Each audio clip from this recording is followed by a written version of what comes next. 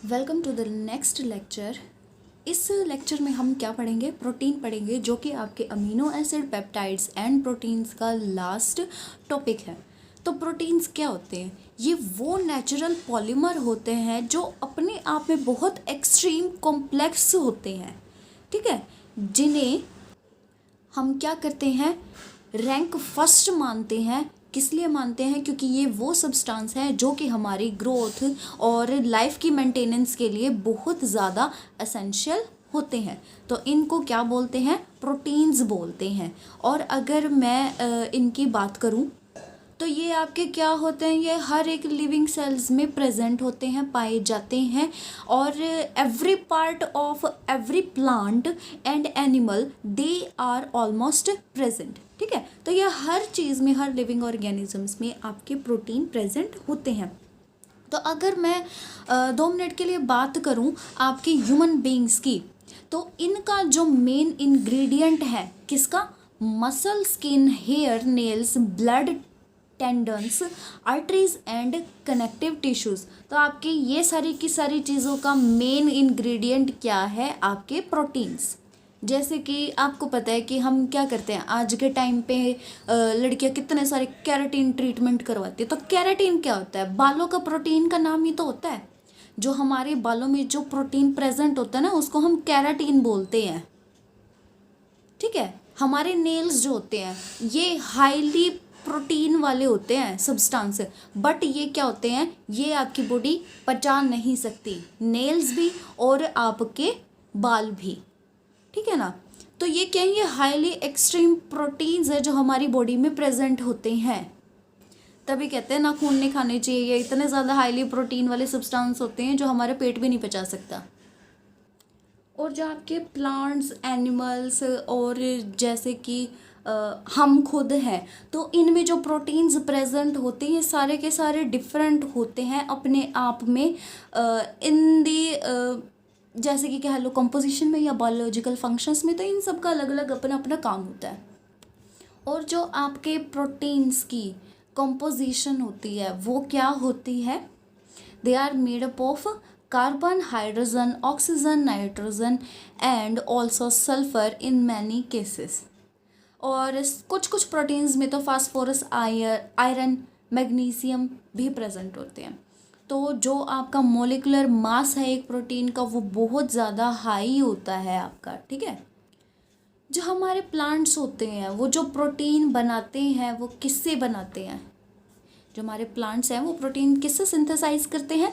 Carbon dioxide, water and inorganic nitrogenous substance. और अगर मैं बात करती हूँ एनिमल्स की, तो वो किससे बनाते हैं?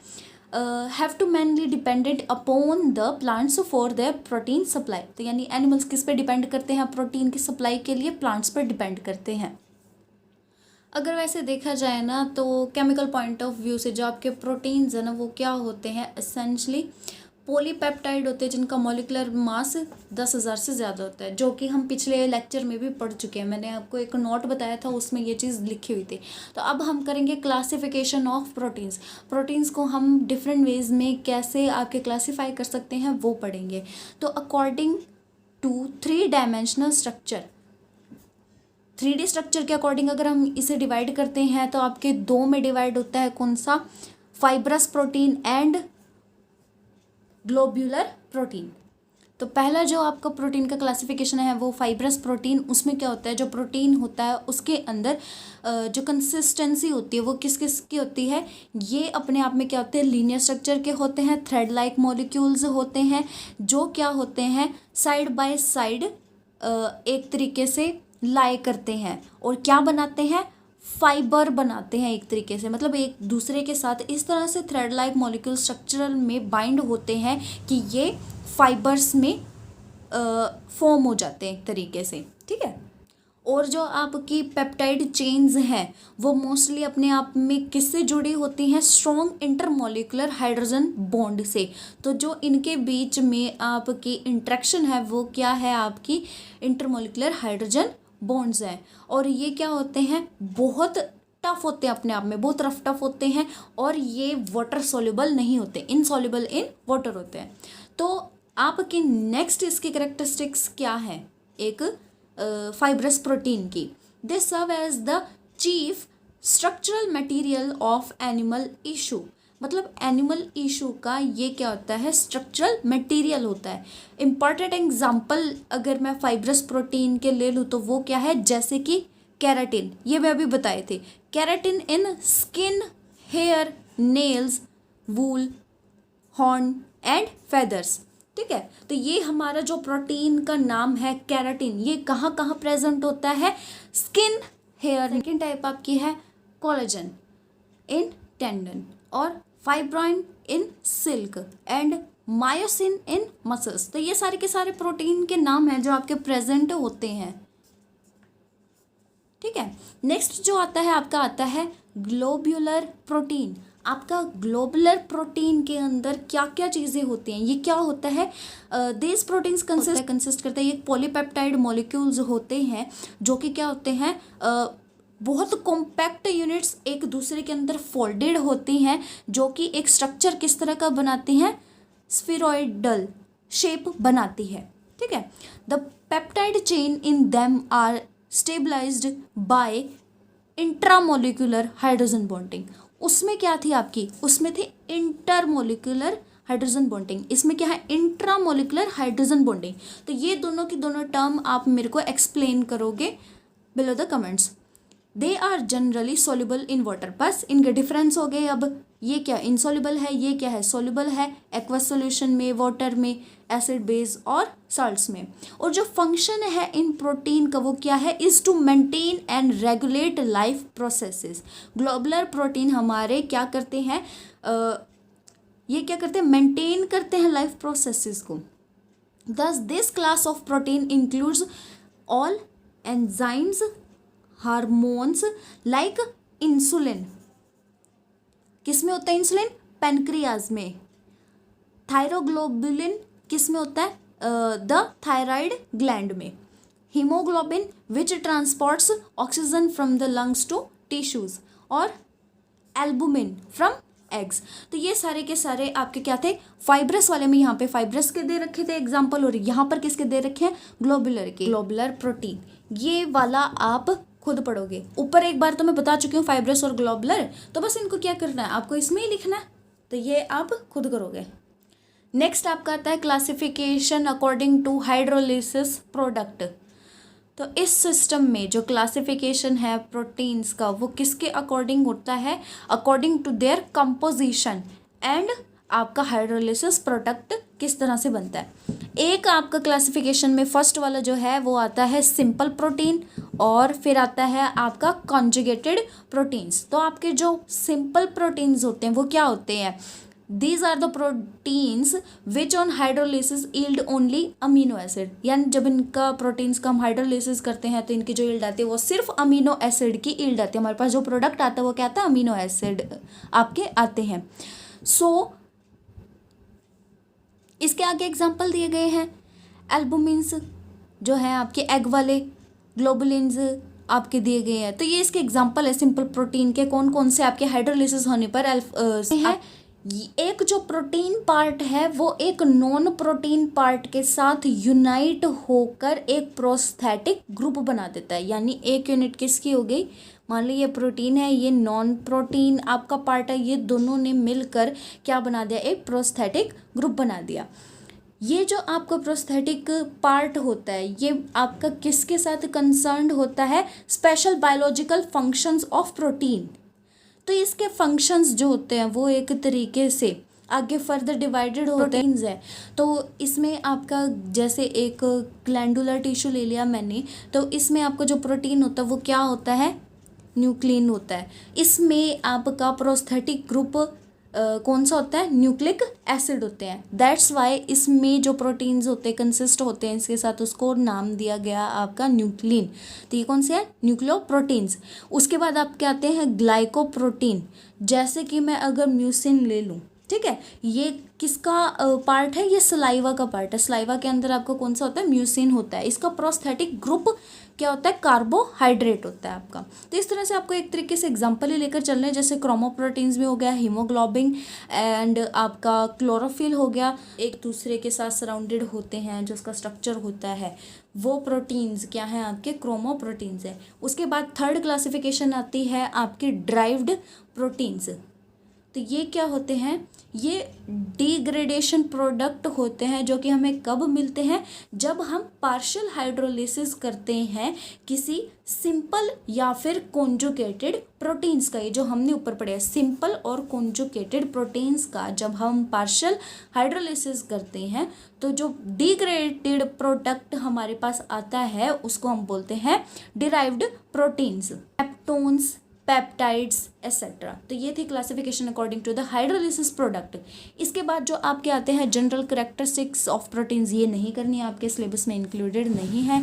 अगेन आपका एनालिसिस ऑफ प्रोटीन भी नहीं है, बायोलॉजिकल इम्पॉर्टेंस भी नहीं है, ये सारा आपको कुछ भी नहीं करना, ये देखो सब कट है आपका। इसके बाद जस्ट आपका ये आता है टॉपिक इस तरह से यहाँ पर structure of peptide and proteins. तो ये करते हैं। तो जो हम पेप्टाइड और प्रोटीन्स के कॉम्प्लेक्स स्ट्रक्चर को स्टडी कर रहे हैं, ठीक है, वो अभी भी केमिस्ट्री में एक बहुत बड़ी एक तरीके से रिसर्च है जो कि अभी भी चल रही है।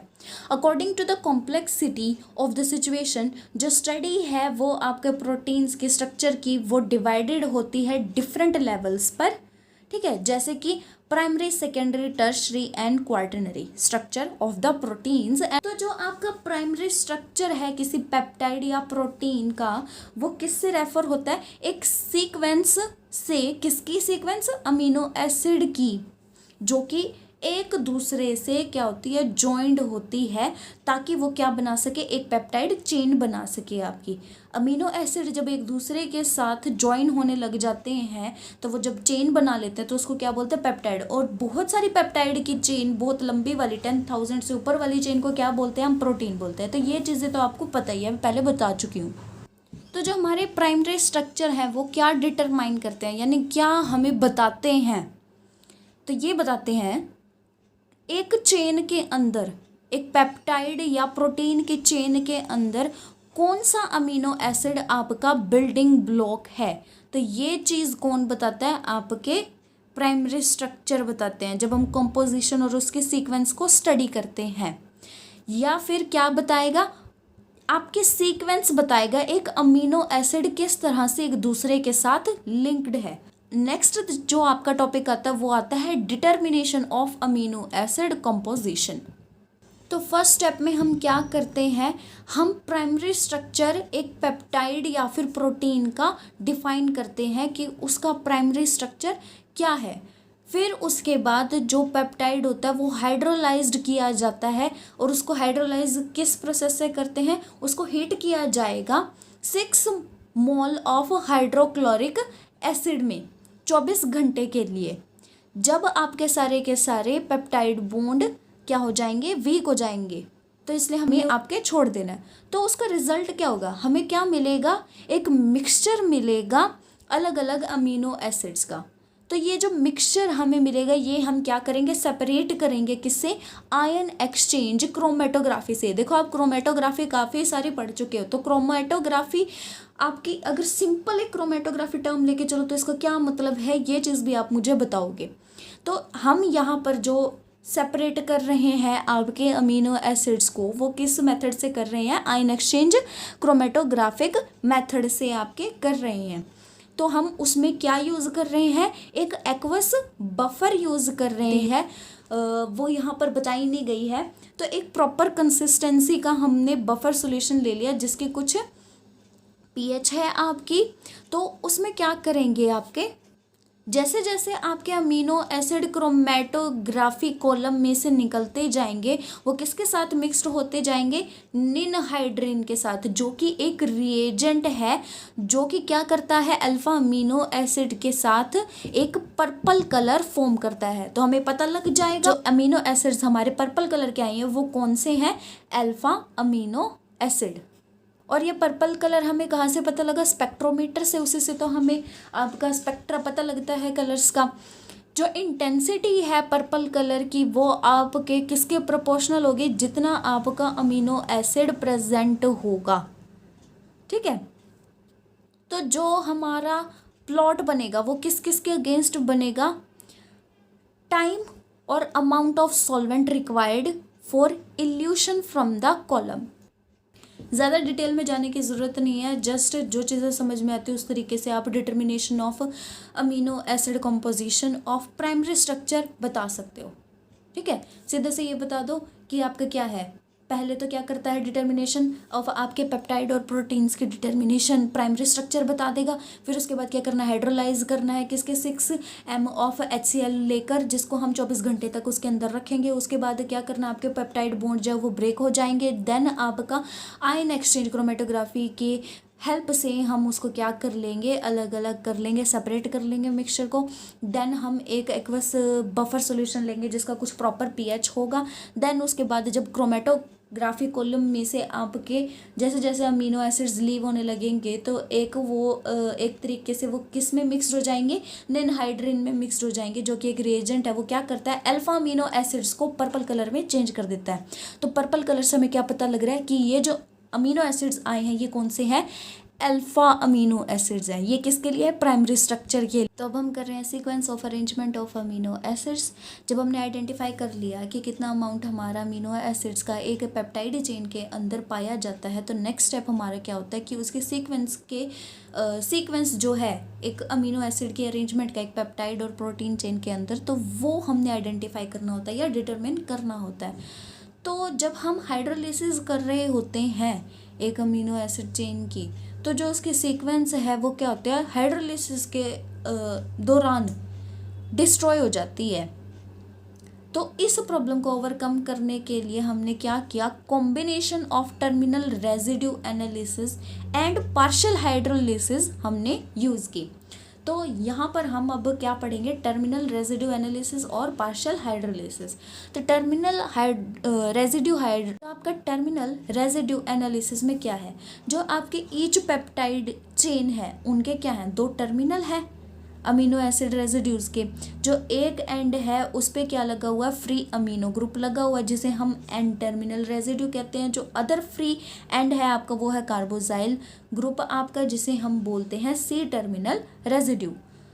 तो हमें इन टर्मिनल्स को आइडेंटिफाई करने के लिए अमीनो एसिड में क्या करना होता है, पेप्टाइड को ट्रीट करवाना होता है एक सुटेबल रिएजेंट के साथ, या तो एन टर्मिनल के साथ या फिर सी टर्मिनल रेजिड्यू के साथ, ताकि हम क्या कर सकें, उसका एक पेप्टाइड डेरिवेटिव बना सके। और इस डेरिवेटिव को आगे हम क्या करते हैं, पार्शियल हाइड्रोलिसिस करते हैं, ताकि हमें क्या मिल सके, yield terminal amino acid derivative मिल सके एक। तो एक टर्मिनल अमीनो एसिड को आइडेंटिफाई हम कर सकते हैं किससे, डेरिवेटिव जो हमने बनाया है। और जो आपका डिग्रेडेड जो पेप्टाइड है वो अगेन हमने क्या करना है, सेम उसी तरीके से उसी प्रोसीजर पर लेकर जाना है। जैसे हमने ये वाली प्रोसेस अभी की है ना, दोबारा उसी तरह से एक सुटेबल रिएजेंट हमने लगाना है एंड और सी टर्मिनल पे, फिर उसके बाद इसी तरह से आगे इस प्रोसेस को रिपीट करते जाना है। तो यहाँ पर पहला क्या है, एन टर्मिनल रेजिड्यू एनालिसिस। अब इसका क्या आता है, सेंगर्स मेथड। इस मेथड में क्या करते हैं, जो पेप्टाइड है हमारे पास उसको हम ट्रीट करवाते हैं 2,4-डाइनाइट्रोफ्लोरोबेंजीन से, यानी DNFB से, जिसे हम सेंगर्स रिएजेंट भी बोलते हैं, जो कि किस में होता है, इन माइल्डली बेसिक सॉल्यूशन में हम इसको रिएक्ट कराएंगे। दिस फॉर्म ये हम देखते हैं, ये तो अभी थोड़ी सी ऊपर थ्योरी होगी, पर इसको रिएक्शन को देखते हैं। तो इसमें क्या लिया हमने, यहाँ पर 2,4-डाइनाइट्रोफ्लोरोबेंजीन ले लिया हमने, और यहाँ पर हमने एक पेप्टाइड चेन ले H और एक F यानी हाइड्रोजन फ्लोराइड निकाल रहे हैं। तो ये इस तरह से DNP डेरिवेटिव बना लेगा अपना। DNP डेरिवेटिव बनाने के बाद, जैसे कि हमने ऊपर पढ़ा था, ये क्या करेगा, हाइड्रोलाइज करेगा। ठीक है, DNP डेरिवेटिव क्या करेगा, हाइड्रोलिसिस पे जाएगा और ये प्रोडक्ट बनाएगा आपका। तो प्रोडक्ट किस तरह से बना रहा है ये आपका, एक प्रोडक्ट तो है आपका N to 4 dinitrophenyl amino acid यानी एन टर्मिनल वाले, ठीक है। और आपका क्या देगा, mixture of other amino acids, एक टर्मिनल के अमीनो एसिड्स पे को देता है एक तरीके से, ठीक है। तो इतना यूजफुल है नहीं, बस आपका एन टर्मिनल रेजिड्यू यहीं तक है। इसके बाद आपको आप एडमन मेथड वाली रिएक्शन दिख रही है, एक बार आप इसे खुद पढ़कर देखो, थोड़ा सा एक एक दो दो खुद भी करके देखोगे तो ज़्यादा समझ में आएगा। अगर हमने सी टर्मिनल रेसिड्यू एनालिसिस करना है तो उसके लिए आपके आगे जो मेथड है उसमें फर्स्ट मेथड आता है आपका हाइड्रोजिनोलिसिस मेथड। इस मेथड में हम क्या करते हैं, पेप्टाइड को हीट करते हैं किसकी प्रेजेंस में, एनहाइड्रस हाइड्राजीन की प्रेजेंस में एट द टेम्परेचर 373 केल्विन। और हमको उसका रिज़ल्ट क्या मिलता है, जितने भी हमारे अमीनो एसिड रेसिड्यू होते हैं पेप्टाइड चेन में सी टर्मिनल को छोड़कर वो सारे के सारे हाइड्राजाइड्स में कन्वर्ट हो जाते हैं। लास्ट में जो प्रोडक्ट बनता है ना, उसमें जो आपके सी टर्मिनल रेसिड्यू होते हैं उनको तो अलग कर लेते हैं, और आपके जो मिक्सचर ऑफ हाइड्राजाइड्स होते हैं उनको क्रोमेटोग्राफी से आइडेंटिफाई करके उनको भी सेपरेट कर देते हैं मिक्सचर से। तो इस तरह से ये आपका हमने पेप्टाइड ले लिया, इसमें हमने आपका हाइड्रोजीन डाल दिया है, यहाँ पर माइनो ग्रुप डाल दिया है, हीट कर दिया है। जस्ट आपका क्या होएगा, सारे के सारे चेन आपकी ब्रेक हो जाएगी, और आपका एक जो है सी टर्मिनल वाला तो ऐसे कैसा आपको मिल जाएगा सेम एलिमेंट जो आपको चाहिए, बट आपके जो दूसरे हैं आपको क्या मिलेगा, mixture of hydrazide. Enzymatic method, ये क्या है, एक सेलेक्टिव हाइड्रोलिसिस है। तो इसमें क्या होता है, केमिकल मेथड होता है सी टर्मिनल रेजिड्यू के एनालिसिस के लिए, जो कि आपका क्या है, बहुत ज़्यादा कामयाब नहीं रहे हैं। तो हम क्या करते हैं, सी टर्मिनल किसी भी आपके पेप्टाइड चेन के उनको आइडेंटिफाई करने के लिए क्या करते हैं, एक खास किस्म के एंजाइम यूज़ करते हैं। और हम इसके लिए जो सिलेक्टिव मेथड यूज़ कर रहे हैं सर्टेन एंजाइम्स वाले, वो वाले क्या हैं, ये वाले एंजाइमेटिक हाइड्रोलिसिस वाले, और वही आपका क्या है, सिलेक्टिव हाइड्रोलिसिस है। यही आपका मेथड है जो हम पढ़ रहे हैं। तो एंजाइम का नाम है आपका कार्बोक्सीपेप्टाइडेस, जो कि हमारी पैनक्रियाज में होता है, जो कि हमारी सेलेक्टिव हाइड्रोलिसिस बहुत सारे पेप्टाइड बॉन्ड की करता है। तो इसमें क्या होता है, रिएक्शन किस तरह से है वो देखो। ये क्या है, आपका पेप्टाइड है या अमीनो एसिड्स हैं, चेन है उसकी। तो आपका क्या करते हैं, ये है आपकी साइट ऑफ हाइड्रोलिसिस। यहाँ पे हमने क्या करा, कार्बोक्सीपेप्टाइडाइज आपका डाल दिया है विद प्रेजेंस ऑफ वाटर। तो आपका ये क्या होएगा, दो में चेंज हो जाएगा। जो आपका सी टर्मिनल वाला है वो तो एज इट इज निकल जाएगा, ये देखो ये रहा सी टर्मिनल अमीनो एसिड, और सेकंड आपका क्या बनेगा, डिग्रेडेड पेप्टाइड सिलेक्टिव हाइड्रोलिसिस है। सिलेक्टिव कैसे होगी कि सी टर्मिनल को तो इसने छोड़ दिया, बाकी को डिग्रेड कर दिया। तो इस तरह से ये आपकी सेकंड रिएक्शन थी, एंजाइमेटिक मेथड। तो ये हम पढ़ रहे हैं सेकेंडरी स्ट्रक्चर। इसमें क्या है, एक पेप्टाइड या प्रोटीन का जो सेकेंडरी स्ट्रक्चर होता है वो हमें क्या बताता है, एक रिलेशनशिप को बताता है अमीनो एसिड यूनिट के आपसी दूसरे अमीनो एसिड यूनिट्स के साथ। इंपॉर्टेंट फीचर हैं आपके पेप्टाइड्स के, जो कि बहुत इंपॉर्टेंट रोल प्ले करते हैं आगे हमारी सेकेंडरी स्ट्रक्चर की स्टडी में। इसमें क्या है, आपके जितने भी एटम्स प्रेजेंट हैं एक पेप्टाइड बॉन्ड में, वो सारे के सारे क्या करते हैं, सेम प्लेन में लाई करते हैं हाइड्रोजन के साथ, और ऑक्सीजन के साथ क्या होते हैं, ट्रांसपोजिशन में होते हैं with respect to each other.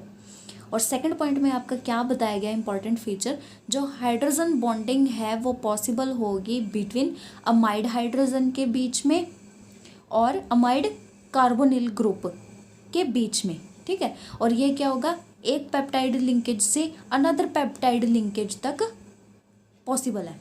तो जो आपके सेकेंडरी स्ट्रक्चर की रिक्वायरमेंट्स हैं, ये 3 रिक्वायरमेंट हैं, ये भी एक बार पढ़ के देखना। छोटी छोटी चीज़ें हैं जो आप खुद से करते रहोगे ना, तो आपका टच बना रहेगा इनके साथ, ऑर्गेनिक के साथ खासकर। तो अब हमने क्या करना है, important types of secondary structure. तो आपके इम्पॉर्टेंट पेप्टाइड चेन की इस तरह से अरेंजमेंट होती है कि वो क्या किस पैटर्न में रहती है, जिगजैग पैटर्न में रहती है, जैसे कि इसमें आपको शो हो रहा है। बस आपको क्या करना है, स्ट्रक्चर बनाने हैं, आपको अरेंजमेंट बनानी है। तो बीटा प्लेटेड जो आपकी शीट स्ट्रक्चर है वो कुछ इस तरह से है, ठीक है। अगर इस शीट को, ये तो जिगजैग की एक वाली हो गई, अगर हमने फ्लैट शीट के उसमें बनाना है तो ये किस तरह से होगी आपकी, ये इस तरह से होगी, मतलब हाइड्रोजन के साथ इनकी यहाँ से हाइड्रोजन बॉन्डिंग हो जाएगी एक तरीके से। तो ये क्या होगी, एक शीट को बनाने लगी। अभी तो ये एक फ्लैट जिगजैग स्ट्रक्चर था और अब यहाँ पर क्या हो गया, फ्लैट शीट स्ट्रक्चर, मतलब एक यूनिट ली, दूसरी ली और उसके साथ उसकी हाइड्रोजन बॉन्डिंग कर दी, तो ये इस तरह से फ्लैट शीट में चेंज हो जाएगा, ठीक है। तो यहाँ पर क्या है, आपका फ्लैट शीट जो स्ट्रक्चर है उसमें जो रिपीटेड डिस्टेंस है वो कितना है, 720 पिकोमीटर या फिर 7.2 angstrom between alternate amino acid residues and the heads of adjacent chain, जो कि आपस में क्या है, अपोजिट डायरेक्शन में। अगर हमें एक्चुअल प्रैक्टिस में इसके एक आइडियल स्ट्रक्चर बनाना हो तो बहुत ज़्यादा इम्पॉसिबल हो जाता है, क्योंकि आपकी जो आर ग्रुप्स हैं चेन में, साइड चेन में जो लगे हुए हैं ना आर ग्रुप्स, ये क्या है, ये बहुत ज़्यादा बड़े हैं। तो ये क्या है, एक फ्लैट स्ट्रक्चर बनने नहीं देते अगर हम एक्चुअल प्रैक्टिस में बात करते हैं देखने में। तो हम क्या करते हैं, आपके स्मॉल साइज्ड आर ग्रुप लगाते हैं साइड चेन में, ठीक है, साइड बाय साइड में पेप्टाइड्स में। तो इस तरह से आपकी ये क्या हो गई है, बीटा प्लेटेड शीट स्ट्रक्चर बन गया। This structure is known as pleated sheet structure, ठीक है। आप इसको यहाँ तक भी लिख सकते हो, कोई इतनी बड़ी बात नहीं है, इतना वो इलेबोरेट अगर आपसे नहीं हो पाता तो आप इसको सिर्फ यहीं तक एक्सप्लेन कर सकते हो अपने एग्ज़ाम में। उसके बाद आपका नेक्स्ट आता है अल्फा हेलिक्स स्ट्रक्चर। तो ये क्या है, जो इसमें आपकी अरेंजमेंट है ना वो बहुत फेवरेबल कंडीशंस में होती है। प्रोटीन्स आपस में जिस तरीके से मतलब अरेंज्ड होते हैं, जिनमें बल्कि साइड चेन भी लगी होती हैं, तो ये अपने आप को इस तरह से अरेंज करते हैं कि ये कंडीशन सबसे ज़्यादा फेवरेबल होती है according to pleated sheet structure. जैसे हमारी तार होती है ना, इस तरह से अगर मैं बात करूँ, आप तो साइंस स्टूडेंट्स आपको तो पता होती है, तो ये क्या करता है, अपने आप को इस फॉर्म में ले आता है ताकि आपके जो बल्कियर ग्रुप है ना वो एक दूसरे को अफेक्ट ना करे। ये देखो, ये इस तरह से ऐसे ऐसे जैसे जैसे होती जाएंगी राइट हैंडेड होती हैं, इसलिए ये क्या है, आपकी अल्फा हेलिक्स है। और आपके इसमें क्या होता है, जो अमाइड ग्रुप होता है, ये जैसे इस तरह से ये वाले जो अमाइड ग्रुप आपके लगे हुए हैं, ये इस तरह से लगे हुए हैं आपके कि आपका क्या करे, ये ऊपर वाले इसके साथ क्या बनाए, हाइड्रोजन बॉन्ड बना ले, ठीक है। और इससे क्या होगा, और भी आपका जो स्ट्रक्चर बना हुआ है वो और भी फेवरेबल होता है एक तरीके से, और जो फंक्शंस है इनके वो भी आसानी से हो पाते हैं। जो प्रोटीन के फंक्शंस होते हैं ना उनकी बात कर रही हूँ। साइंटिस्ट पॉलिंग ने फर्स्ट स्ट्रक्चर प्रपोज किया था केराटिन का, जिसमें अल्फा हेलिक्स स्ट्रक्चर उन्होंने एक्सप्लेन किया था। और केराटिन क्या है, प्रोटीन ऑफ हेयर नेल्स या फिर वुड एक्सेट्रा, इन सब के, जो कि हम पहले भी डिस्कस कर चुके हैं। ये जो इसके यहाँ पे एक एक टर्न है ना, इसमें जो अमीनो एसिड रेजिड्यू लगे हुए हैं ये कितने हैं, 3.6, ये देखो यहाँ पर बता रखे हैं। पर टर्न की आपके कितने 3.6 अमीनो एसिड्स हैं एक हेलिक्स पर, जो कि क्या करते हैं, आपके सफिशेंट स्पेस प्रोवाइड करते हैं साइड चेन्स के लिए, ताकि वो पॉसिबल हाइड्रोजन बॉन्ड बना सके आपस में। और इसके बाद आपकी क्या होती है, चेन रिपीट होती रहती है, और जो इसकी रिपीटिंग डिस्टेंस है वो कितना है आपका 150 पिकोमीटर या फिर 1.5 angstrom between amino acid residues lying along the axis of the helix। और इसकी जो कॉन्फ़िगरेशन होती है वो क्या होती है, एल कॉन्फ़िगरेशन होती है अमीनो एसिड रेसिड्यूज़ की। और you know about L configuration and D configuration. अगर मैं एक वूल ले लूँ, ठीक है, और उसको मैं क्या कर दूँ, स्ट्रेच कर दूँ, बहुत ज़्यादा स्ट्रेच करती रहूँ, तो उसमें क्या, जो आपका अल्फ़ा कैरेटिन है ना वो किस में कन्वर्ट हो जाएगा, बीटा कैरेटिन में। और ये जो आपका चेंज है वो एक्सरे डायफ्रैक्शन में नज़र भी आता है। तो एक्सरे डायफ्रैक्शन में हमें क्या नज़र आया कि स्ट्रेच करने से जो उसके हेलिक्स हैं, मतलब ये जो इस तरह से कॉइल फॉर्म में बने हुए हैं, ये क्या हो गए, अनकॉइल्ड हो। अगर हम उनको सीधा कर दें इस तरह से, तो ये इस तरह से एक्सटेंड हो गई साइड बाय साइड, तो कि जो क्या बना रही है, बीटा टाइप शीट्स, वो अल्फा हेलिक्स नहीं रहा या कॉइल्ड नहीं रहा आपका। तो ये था आपका अल्फा हेलिक्स स्ट्रक्चर। अब एक लास्ट और है आपका मिक्स्ड स्ट्रक्चर। इसमें क्या है, कुछ सर्टेन टाइप ऑफ प्रोटीन्स होते हैं जिनको हम क्या बोलते हैं, एक तरीके से मिक्स्ड सेकेंडरी स्ट्रक्चर भी बोलते हैं। और ये कैसे बनते हैं, they combine the helical part pattern of alpha type structure and the interchain hydrogen bonding of the beta type.